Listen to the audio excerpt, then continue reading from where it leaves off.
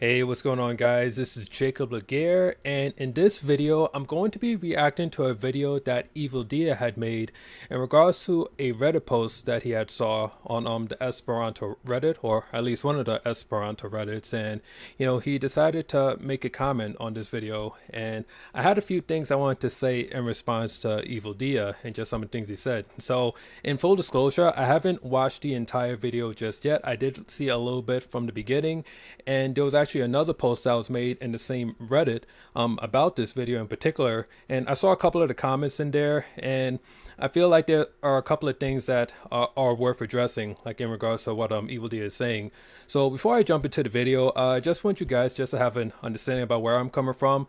For those of you that aren't familiar with who Evildea is, Evildea was basically at one point a very prominent Esperanto YouTuber. Like, he made hundreds of videos, and he really built up a very sizable following within the Esperanto niche.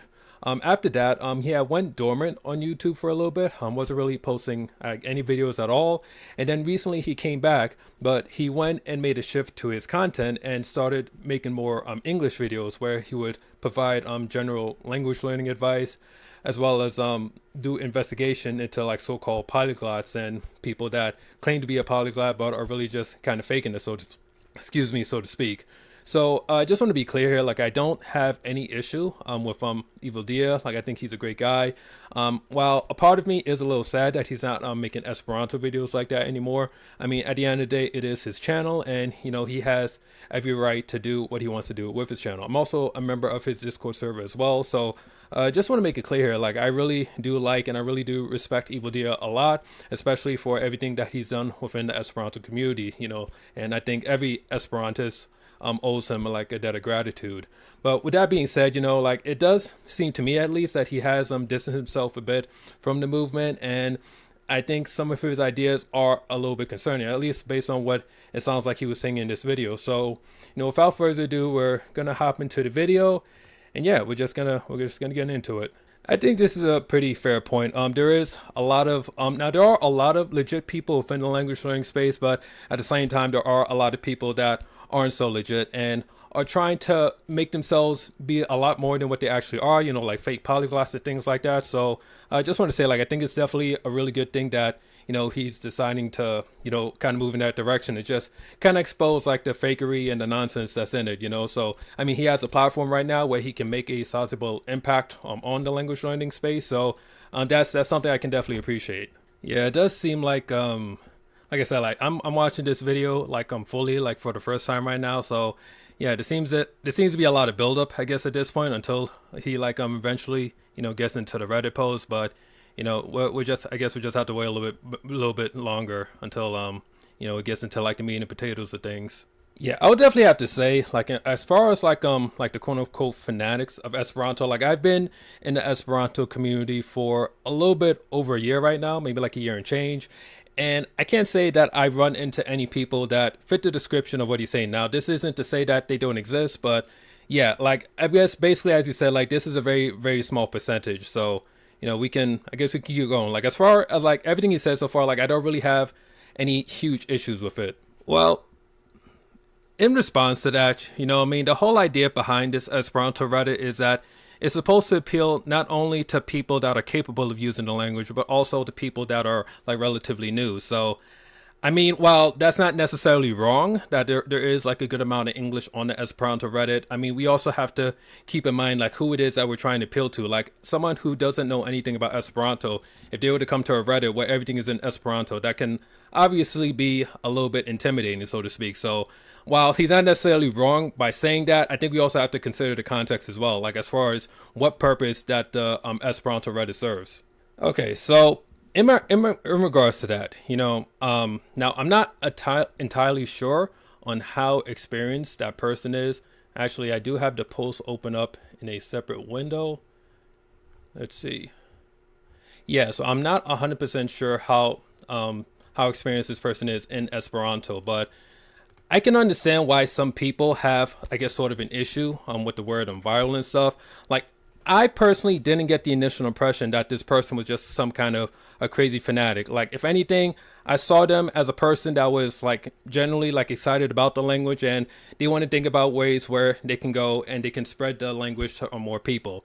Now, I understand that the word viral does have a lot of negative connotations with it. Like, some people just don't like to hear the word. Like, obviously, you got like the whole Hawk Twi incident, so I get it. Like, the word viral can kind of rub some people the wrong way. But I think if we get to the deeper meaning of what is the person is trying to say in that particular Reddit post, they just want to figure out like what are some ways we can go and spread Esperanto to more people. Like, obviously we can hash out the details and we can figure out how to do it in a way where we don't like turn people off or we push people away and stuff. So like, the way that I see Evildea reacting to this, I think this is a little bit of an overreaction in my opinion, but we'll let him continue speaking. Okay, I think this is also a very big assumption on his part, like the word activism. Now, it's true that activism can go in a negative direction, but activism can also be a good thing at times. Like, think about like civil rights activism, like here in the United States. Like, there were people that called themselves civil rights activists who wanted to work to create equality for people. So I think when it comes to the word activist, like, it really depends on how it's being used and how the people associated with whatever activism that they're trying to perform, like how they go about it. So I don't think this negative reaction is, I think it's a little bit, it's a bit much. You know what I'm saying? Like, I get it. Like, I don't think it's really that big of a deal. Okay. Yes. I mean, I get that, like the word activism may have, gotten some negative connotations to speak, but this is in a very particular Reddit. And, I don't think we need to go and like assume like negative intent just because like there's something that's tagged as activism. Like, I get how it can be seen as negative, like in certain sections and in certain contexts. But I mean, the whole idea behind it is like, okay, what can we do to like grow and, share Esperanto with more people? I mean, I guess, what I mean? I don't know too much about Hebrew, so I can't really comment on that, but it's generally accepted that Esperanto is the most successful constructed language. I mean, unless you have some very particular definition of what a constructed language is, that Hebrew would be included in the discussion.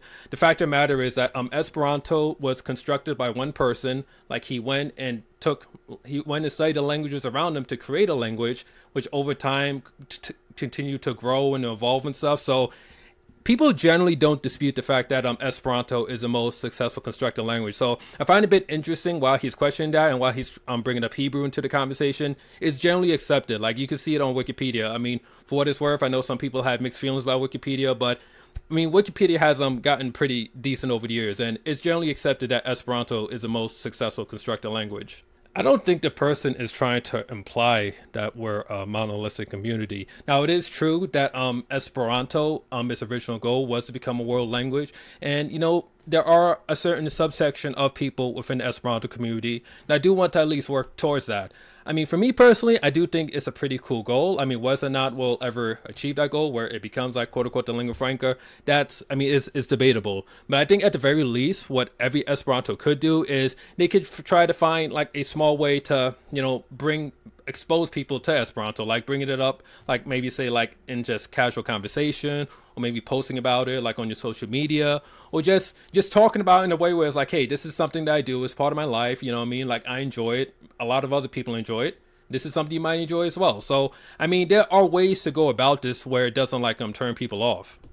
Yeah, I mean, Esperanto definitely does have like its niches and subgroups, and I do think that is a little unfortunate at times, but I mean, yeah, at the end of the day, I think like having a common language that everybody could speak, it definitely does help, but it's not going to solve every single problem that we have. Like, we can't look at it as a sort of magic bullet. So perhaps Dr. Zamenhof, maybe he was being a little bit too idealistic by creating a language that could somehow bring peace to people. At the end of the day, I do think people are going to be people, and people are just going to have different ways of going about things. I mean, I think when it comes to Esperanto, like, you just have to try to like find your place and just find your way of enjoying it, find the people that you like being around, you know.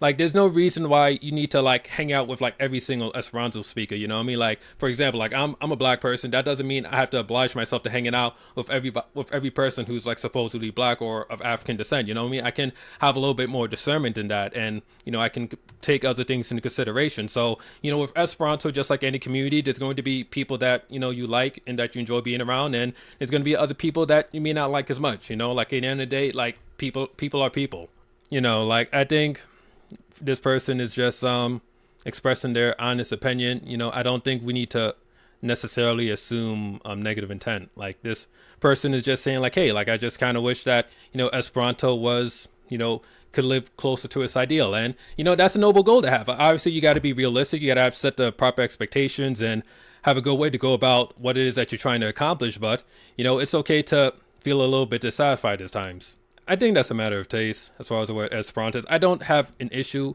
with Esperantists or Esperanto speakers, you know. Like it's just, I mean, it's just a way of like referring to us, you know. Like I mean, I think that's just more of a potato sort of thing. Like Esperantists, Esperanto speakers, I mean, I think either one could work. It would be ideal, you know what I mean? Like at the end of the day, like we do all speak the same language, so I don't think it's necessarily wrong for us to all be united by a common goal. Like he mentioned, you know, like we're not like a monolith. Like everybody kind of wants to do their own thing to a certain extent, and that's fine. But you know, if maybe this person will realize over time that, you know, they may have to like scale their goals on down a bit, you know. Like I don't think there's necessarily anything wrong with that, you know. But that's just me. If this isn't something that interests you, then by all means, you know, you don't have to like get involved into it. Like unless somebody is like forcing you to do something that you don't want to do, then you know, that's a different matter entirely. But you know, for this post that this person is making, like there's going to be some people that resonate with it, and there's going to be some people that don't. Like I don't think this person is going to look at Evildea or anyone negatively just because, you know, they don't want to, you know, kind of be on board with whatever it is that they want to do. Like some people are very interested in spreading Esperanto, and some people, you know, they just want to just be a bit more passive about it. Like they talk about who they talk about it with, you know what I mean? They read their books, they watch their videos, and you know, they keep moving. So we can all have like different goals. I mean, enough. I mean, yes, I would argue that there are enough people for you to have, you know, conversations with different amount of people. You know, like I think I kind of see what he's getting at here, but at the end of the day, you know, like when it comes to Esperanto, if we want it to continue like having speakers or people that we could speak with, then, you know, it makes sense to like go out of our way to like try to expose Esperanto to more people. Now, of course, like you have to go about doing it in a certain way, and, you know, you don't want to like turn people off from it. So, you know, wanting to do that, like I get it, like the whole virality thing, like I said, like I'm not a huge fan of it. Like I would probably say like if it was me asking a question like that, I would say something more along the lines of what can we do to like grow Esperanto in a sustainable manner? Like how can we expose it to people like in a cool way, in a way that feels natural, so that way, you know, we turn people on to Esperanto rather than coming on too strong, or, you know, going about in the wrong way where we end up like scaring people away. I mean, he did mention the fact that, you know, like it's only really like a small percentage of people that do that. But I think based off this post alone, like I don't think we should readily assume like this person is one of those crazy fanatics that's just trying to like get everyone and everybody on board with what they're trying to do. I mean, they did ask in the form of a question. I think they're just trying to see if anybody resonates with it, or if anyone has any ideas or that any way that they can contribute to like helping, you know, to spread Esperanto. Again, like if this isn't something that you care about, then, you know, you don't have to like you know, get involved. You know what I'm saying? Like this is like, I don't think this person is like trying to like force people to like get involved with what he's trying to do. Like this is a post that he put out, you know, trying to see like if other people, you know, resonate with this. So this post will resonate like with who it resonates with, and the people it doesn't resonate with, then, you know, you won't say anything about it. But, you know, but I think trying to make it seem like this person needs to like, sort of put in a place for putting out a post like this, I think it doesn't, that to me doesn't seem very fair in my opinion, you know. Like that doesn't seem right. Yeah, this is another thing too. Like you're gonna hear a lot of people throw like a lot of different numbers out. Like I've shared numbers myself, you know what I mean? It's very difficult to tell like how many Esperanto speakers are in the world. You know, like there hasn't been like an official like census or anything like that, you know. So you hear a lot of different numbers. So regardless of how many speakers there are, like the fact of the matter is, like, it's going to require some measure of effort to keep the language alive and not let it get to the point where it becomes like an endangered language. Like we have to figure out ways and means to spread like Esperanto in a way that's organic, that's not, like turning people off or thing like that. And, I think certain Esperantists, like certain subsection of Esperantists, want to get involved and do that. Like I know I myself, like I want to figure out ways where I can go and I can spread Esperanto to more people and just make more people aware that this is a cool thing that, lots of people do. And, the more the merrier. So like I said, like this message of wanting to spread Esperanto, like this should be, it's not like to force Esperantists to get on board with it. Like certain Esperantists will put in the work and others, will not. Like everybody can like kind of find their own place, so to speak. Maybe not for now. Maybe we don't have to worry about it for now. But I mean, if we just take it for granted that people are going to, keep joining and learning Esperanto, like what if everybody like goes and has that attitude and like Esperanto truly just doesn't spread beyond the people that already know how to speak it? Like inevitably, like it's going to dwindle down because it's not being shared. It's not being like more people aren't like finding out about it, so to speak. So I mean, it makes sense that we should have at least a certain amount of Esperanto speakers that are interested and want to spread the movement and do it in a way that feels natural and like doesn't like turn people off. So again, this doesn't have to be every Esperanto doesn't have to like focus on doing this.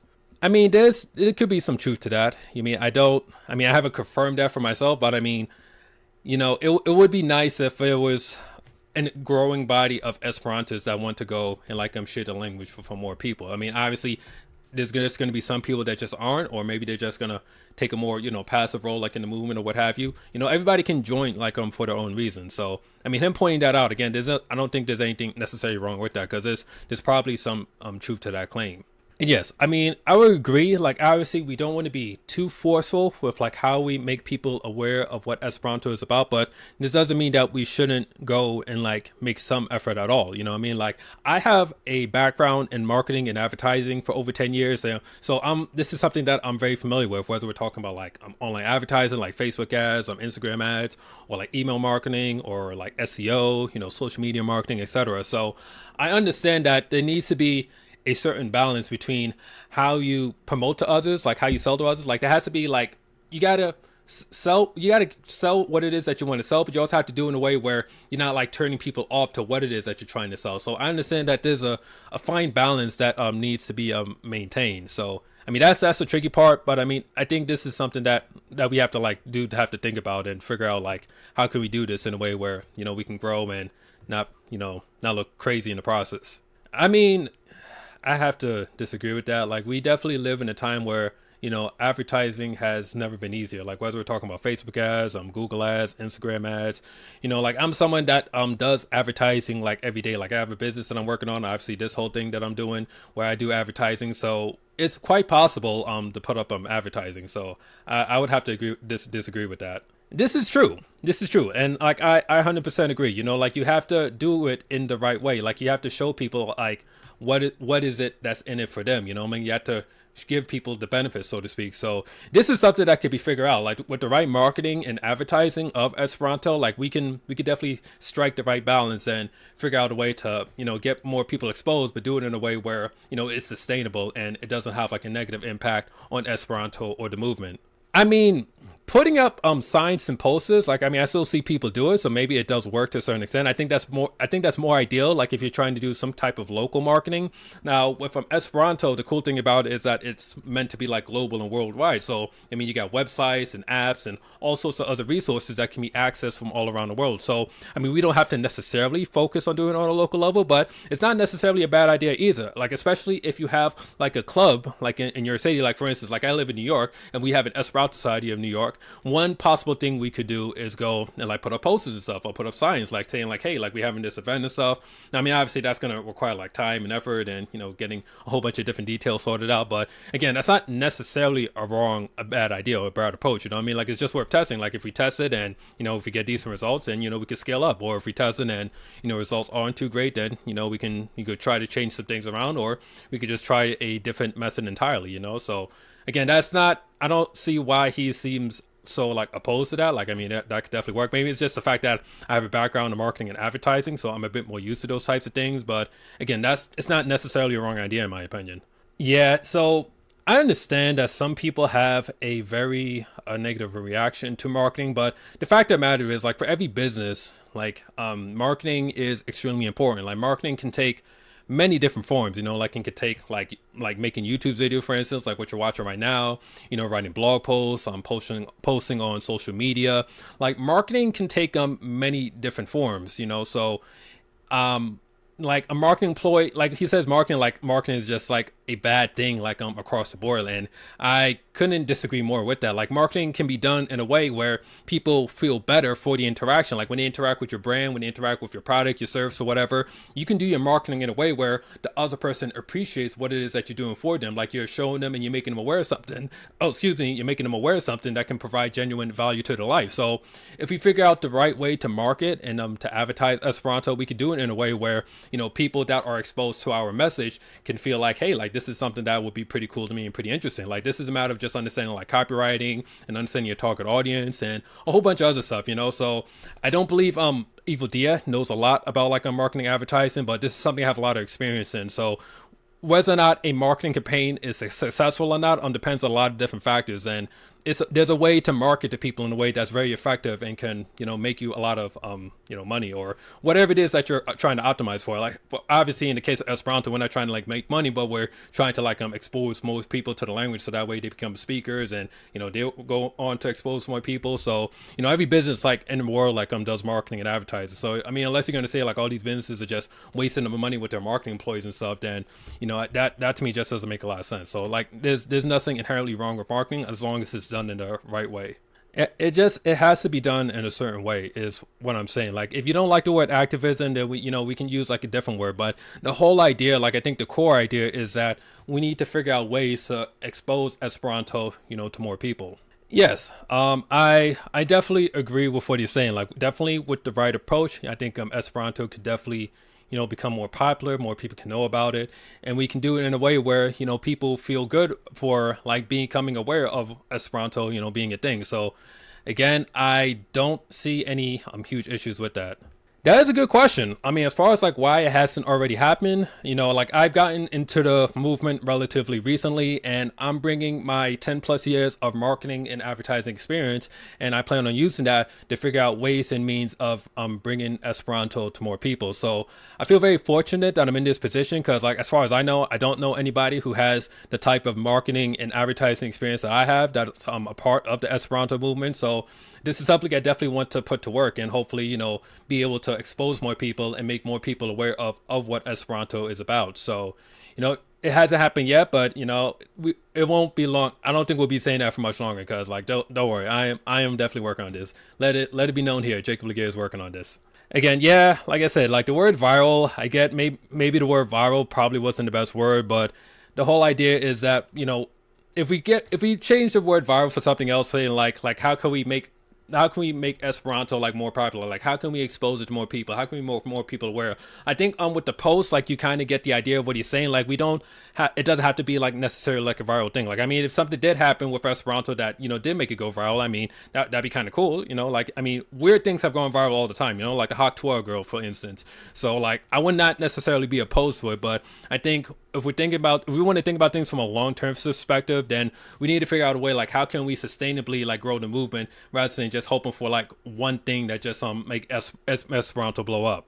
I don't think that's what the person was implying as far as like with English. Like obviously we know like why English has become like the lingua franca because of like colonialisms and things like that. So yes, so obviously like I don't think this person is trying to advocate like the approach that English took. Like obviously English is also a natural language as well. It's not even a constructed language, and it has its own separate history and so on. So yeah, I don't think that's what this person's trying to imply. Like obviously we can go about spreading Esperanto in a way that doesn't require like violent or unethical means. I think this person who wrote that post would definitely be open to like doing things in an ethical and in the right way. Like I think this person deserves the benefit of the doubt.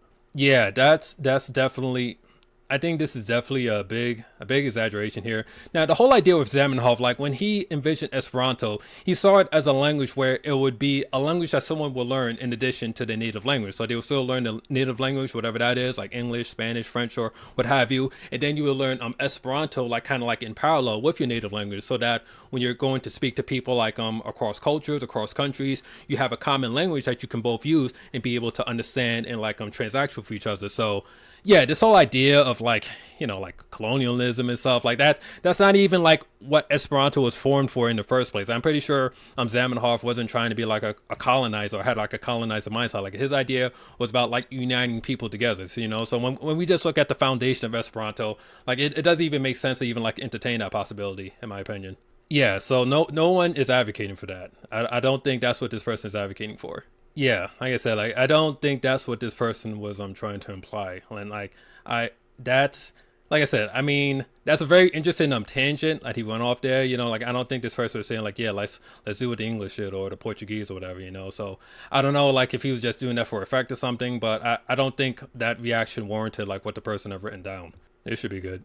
Yeah, so as far as like creating cool things, I mean that's not necessarily like a bad idea per se. I mean, I think we could argue that a lot of people have already created like quote unquote cool things in Esperanto. I think creating content is just one part as far as like making Esperanto like more, I guess more popular, so to speak. It's going to require like I think attacking this on different fronts, maybe like some social media, some advertising, some email. Like we'll have to think about this from a very like holistic perspective. Like just think about, hey, we need to do X and then Esperanto is going to get more popular. Then yeah, I think that's we're missing several things. Like I don't feel like that's really complete. Like it's necessary, like we definitely need like people to make cool stuff, but that I don't think that in itself is just going to get us making Esperanto more popular. This is true, and yeah, obviously there needs to be a balance. It needs to be a balance between, doing stuff to make Esperanto popular as well as like doing stuff that's just, as like part of like adding to the culture of Esperanto, whether that's like writing a book, making a video, doing a play. And yeah, we don't have to go like to one extreme or another. Like we can have like the best of both worlds. We can create stuff that can help to spread the Esperanto movement, as well as like creating stuff like in Esperanto for Esperantists for them to enjoy in Esperanto. We can do both in my opinion. It's a part of it, so I don't know. Propaganda is like another word where like it just picked up so many negative connotations over the years, so like using that word like it could be very dicey. So I don't know if propaganda is like the word that I would use personally, especially considering all the connotations that comes with that.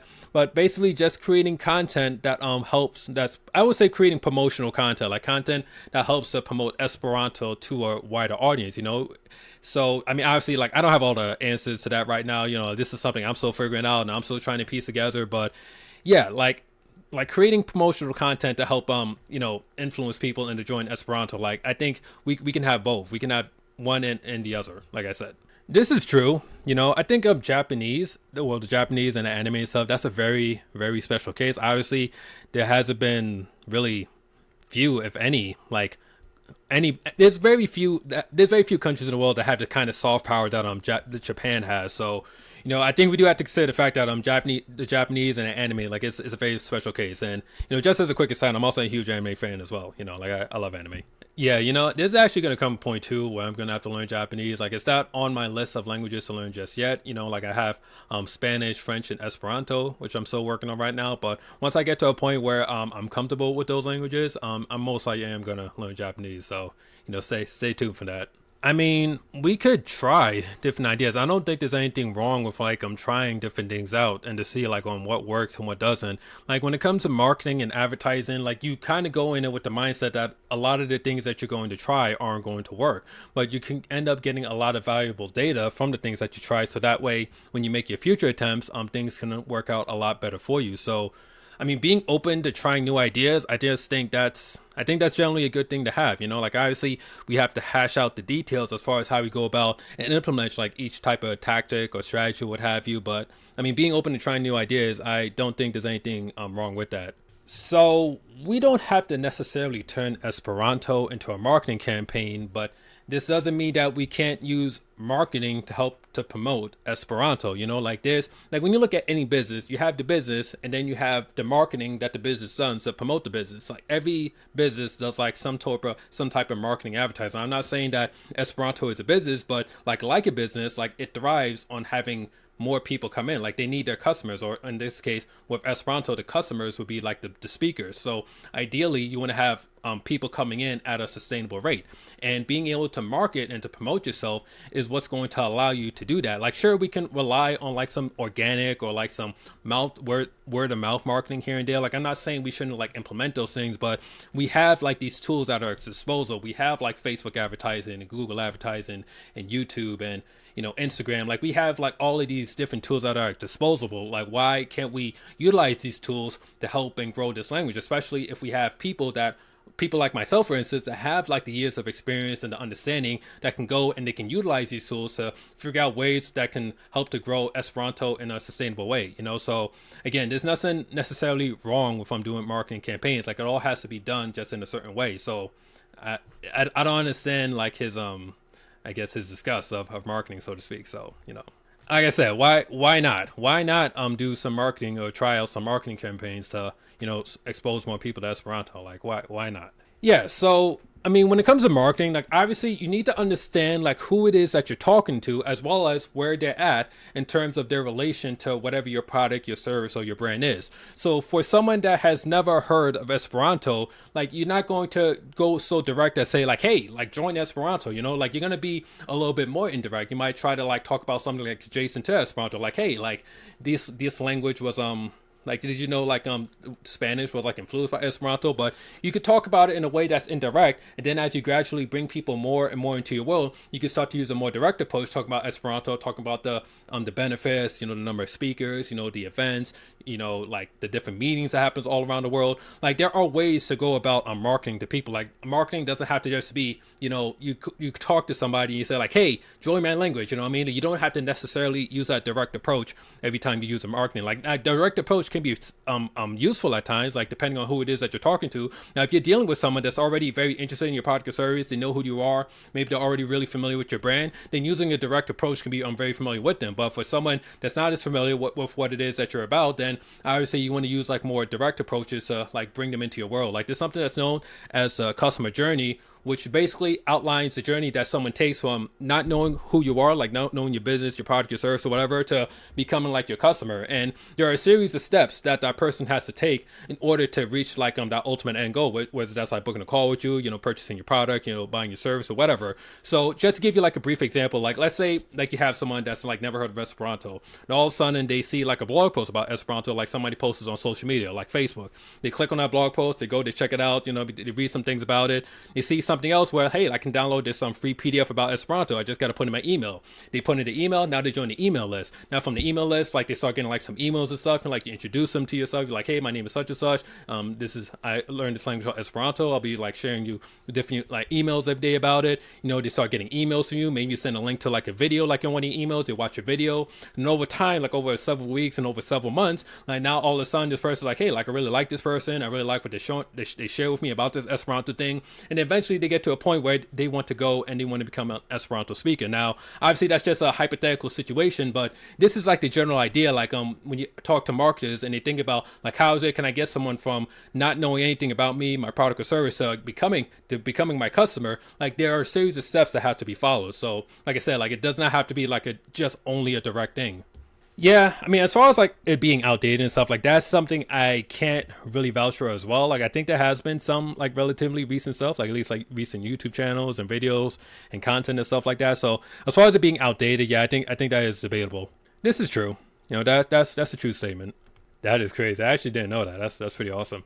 This is true. Like I said, like I'm definitely creating like interesting and like cool content and stuff like there's definitely something to be said in regards to that. But in my opinion, I don't believe that's a complete or a sustainable strategy as far as like getting more people into Esperanto. But I mean, yeah, we can definitely like possibly attract a few people here and there, like do like some cool content and stuff. So yeah, I think we should employ any and all strategies and resources that are at least effective to some extent when it comes to exposing Esperanto to more people.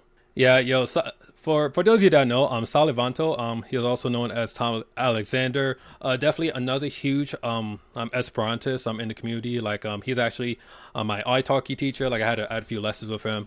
Really cool guy. So if you ever want to like learn like Esperanto or just working your speaking, I would highly recommend checking him out. You know, just want to give him a little plug because you know he's a good guy and he's really helpful when it comes to learning how to speak Esperanto. It's actually a really good idea. You know, that's a good idea. It's definitely a step in the right direction. That's pretty interesting. I may have to check that video out at some point.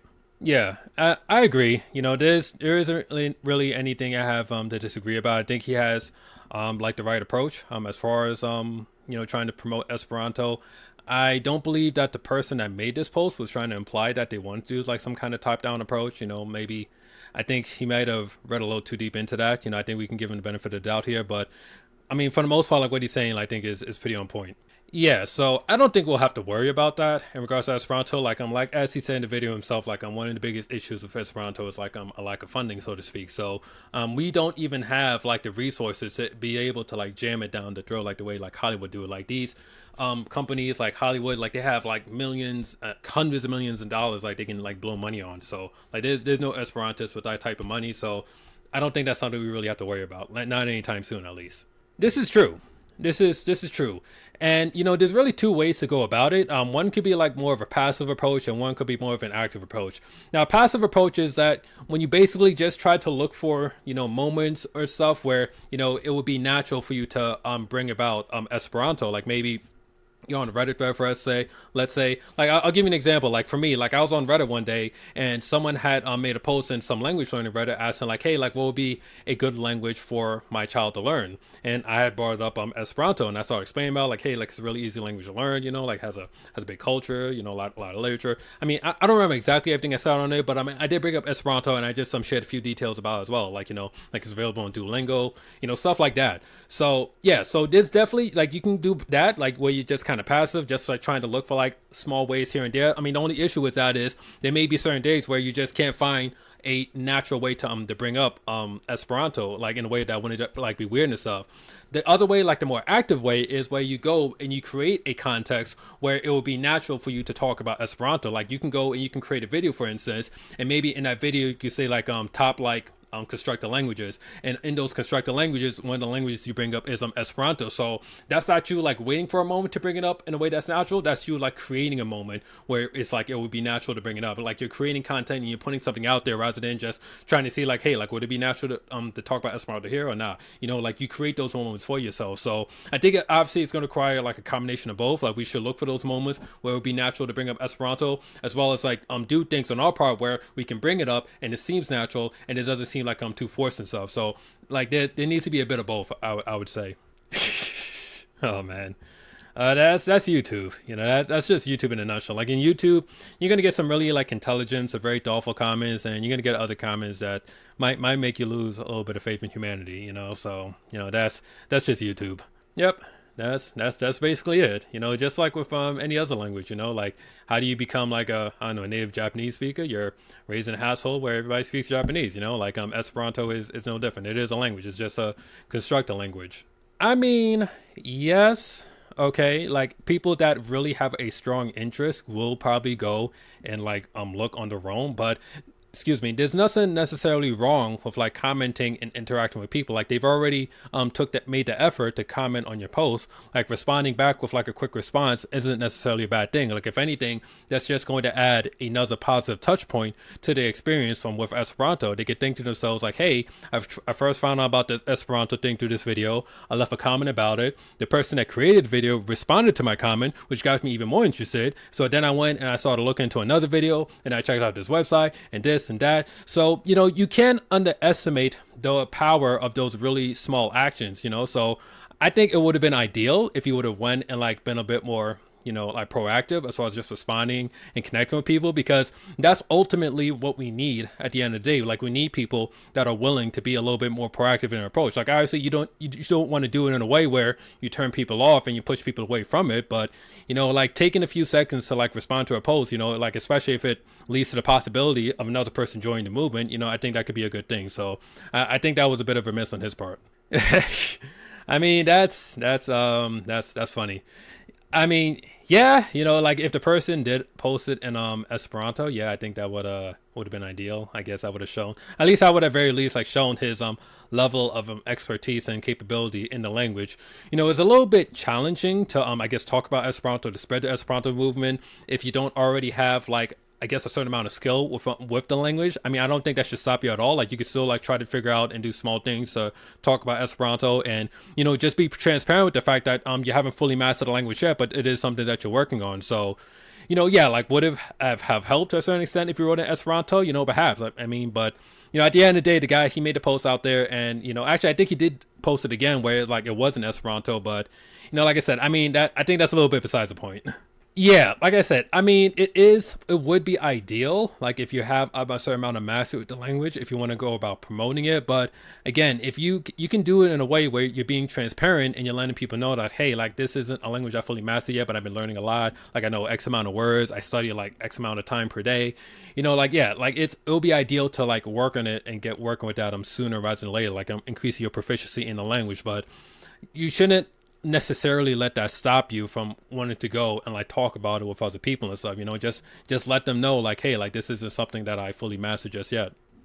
Yeah, so the vegan comparison is a bit interesting. Like a non-vegan person promoting veganism wouldn't really make a lot of sense. You know what I'm saying? Because veganism, like the whole idea behind it is that you're only eating vegetables. So why would somebody that doesn't exclusively eat vegetables go around like promoting veganism? So I don't know if that analogy is accurate. Like you could still like live your life and like talk about Esperanto even if you can't necessarily speak the language. Now obviously there are certain, like if you want to do something in Esperanto, whether that's like speaking with others, writing a book, or like do something in the language, then yes, obviously you're going to need to learn like how to speak up Esperanto, or at least become proficient in it. But talking about Esperanto doesn't require having skill in Esperanto. Like if anything, like if you talk about Esperanto in Esperanto to other people, they're not going to understand what it is that you're saying. They're just gonna be like, okay, like I mean that was cool, but what did you just say right now? You know what I'm saying? Like you have to talk about it in a language that they can understand. So if you want to get like your friends interested in Esperanto, you can't just walk up to them and just start speaking Esperanto to them. You would talk about it in English, in a language that you both already understand,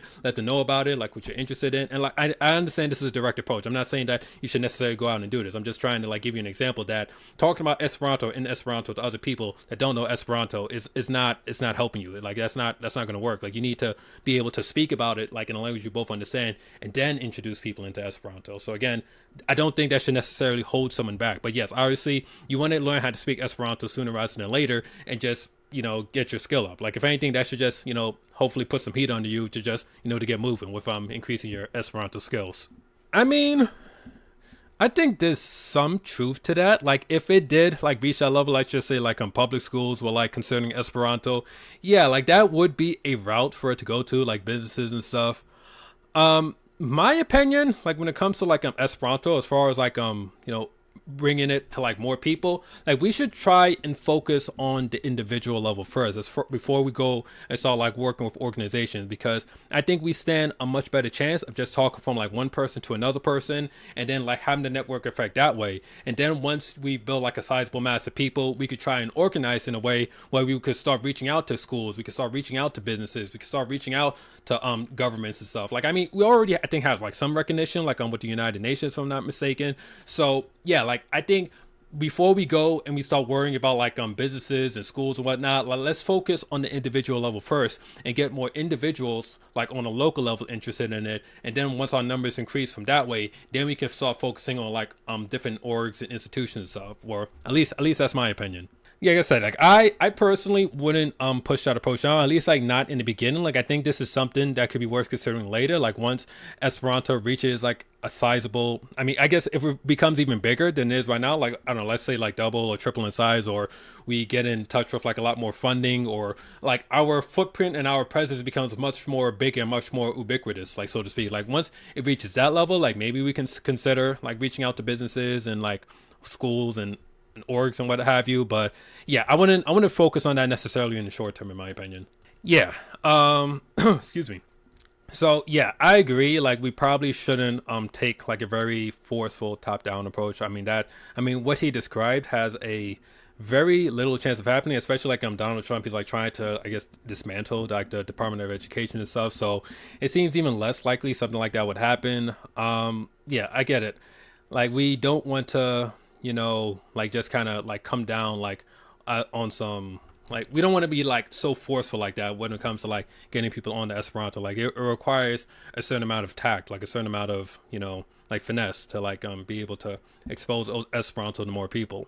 I mean, maybe, like as far as I don't know, that seems a little bit down the rabbit hole for me. I mean, is it possible? I mean, perhaps, but I mean, if it's let's just say like it became a thing, like Esperanto reaches that point where it saw some getting introduced to school. Like I don't know why we can't have a little bit of optimism about that, like especially if it's done in the right way, if it's pitched in the right way, like it's done like in the right light, and you're showing people like how learning Esperanto could be beneficial. Like I believe like in Hungary, like they have Esperanto like taught in schools or something like that, or something like that. Like I don't quote me on that, but the whole idea with like schools and governments and stuff, I mean, like I think it could be done in a way where it doesn't like turn people off, or it doesn't make people think like, oh my god, like why is the government forcing this up on us? Like Esperanto does have like a certain level of notoriety, like people are aware of it to a certain extent. I mean, of course there's a lot of people that don't know what Esperanto is about, but I think we should try and be a little bit more optimistic in my opinion. Like we could be a little bit more optimistic.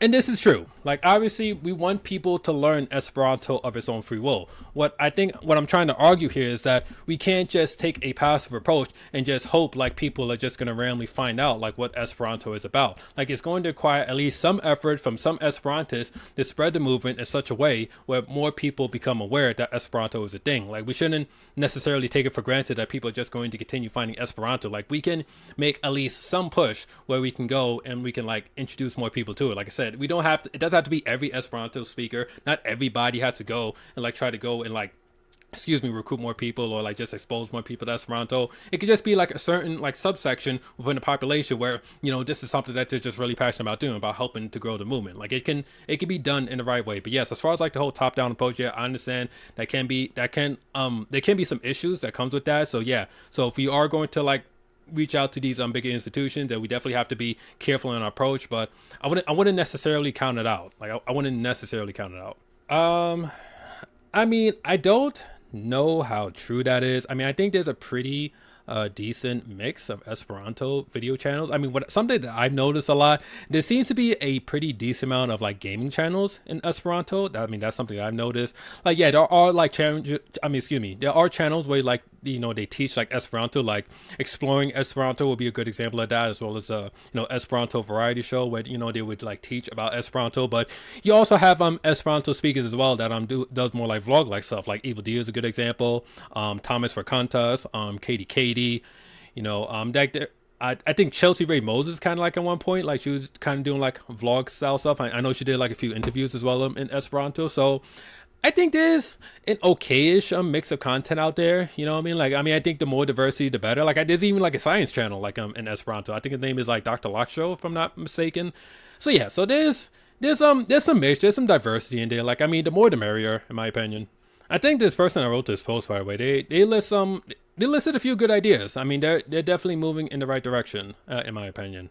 Oh yes, it's funny. I have this video on my playlist for Esperanto songs. Like I have like a series of songs in Esperanto that I really like personally, and like I believe this is like the first song like on that playlist. So yeah, I'm a really big fan of it. Like if there's one thing about me, like I love music. I listen to music in French, Spanish, Esperanto like every single day. Like that's probably one of my favorite things when it comes to learning language. Like being able to listen to music, and then that music helps me with like learning languages. Like it's a beautiful thing.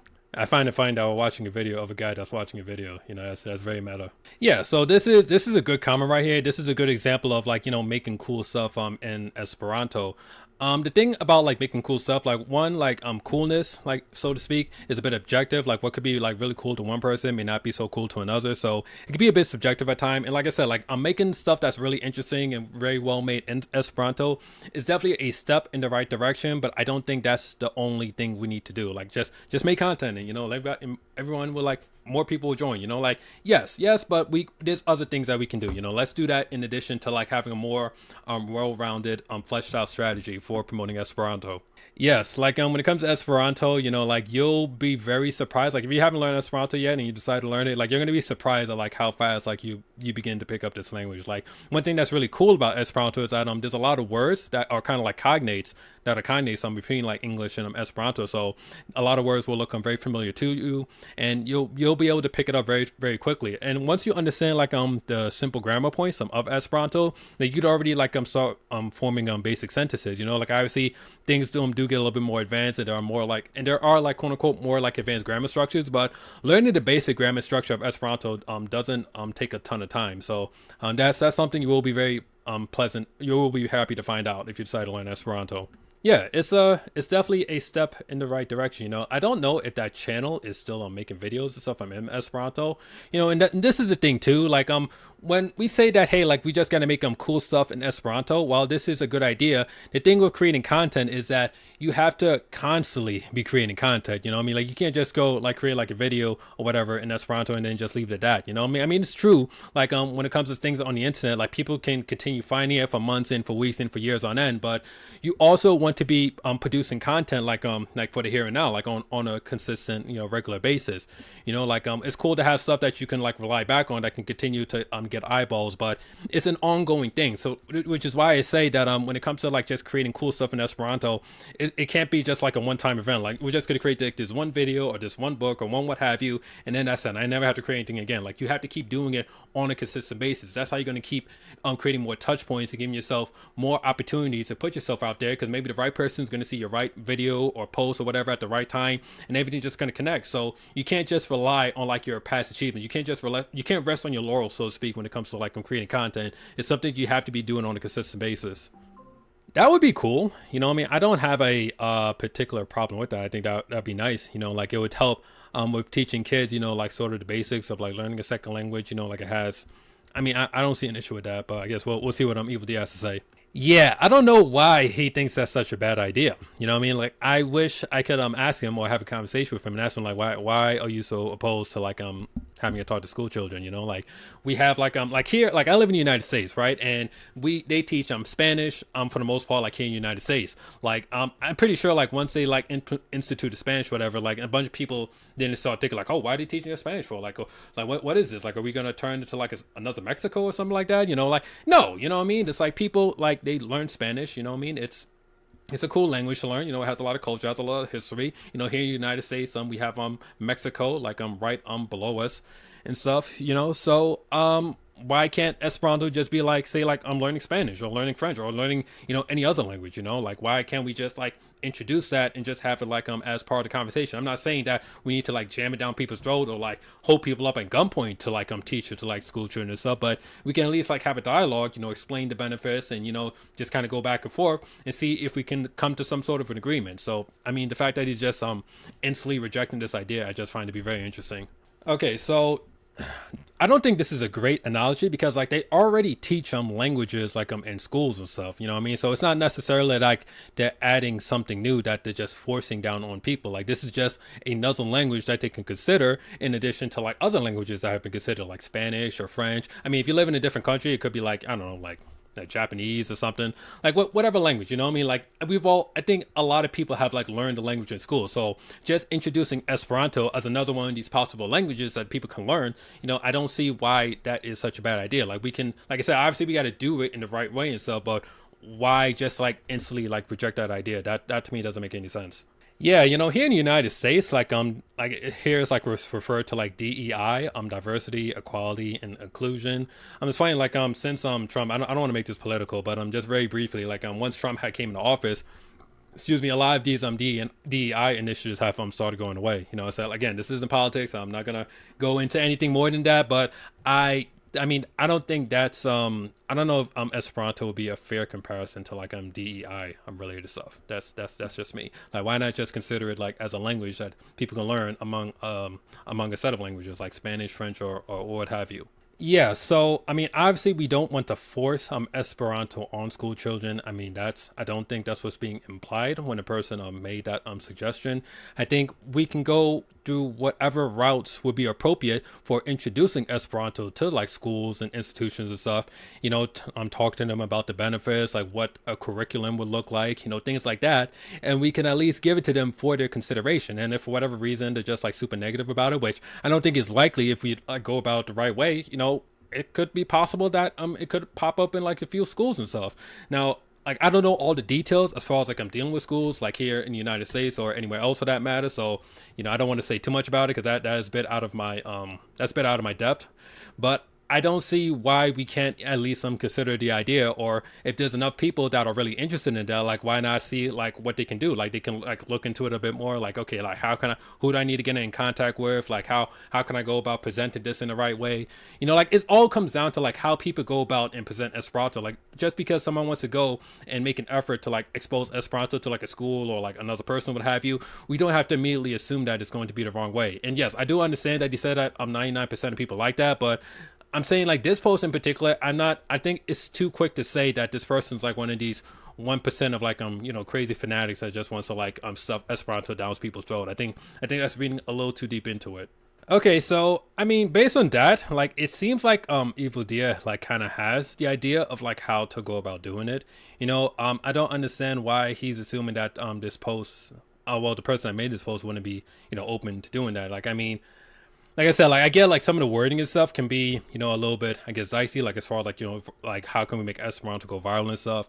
Like there are ways to go about doing these things, like Evildea is saying, and we just have to be like open to as many different ways as possible, like ways that are not going to like turn people off. That is, yeah. So I get that, I mean, as far as like I'm with English and stuff.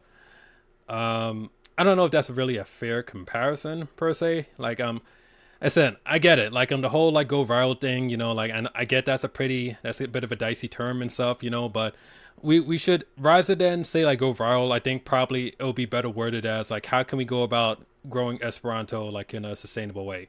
I mean, if we gave him a reason to care, that, I mean, I don't think we have to necessarily assume that he wouldn't like care at all. Like I mean, contacting a big YouTuber, I mean that's also like a very like tricky thing. Like chances are if we want them to like promote something of ours, then it's going to require like a decent amount of money or what have you, and probably like a good amount of negotiation, what have you. Like I don't really know like how these big YouTube channels work. I mean, I understand that the person is probably just put that out there, just for like the kind of the sake of brainstorming and stuff, but yeah, contacting a big YouTuber, that's going to require a very particular approach.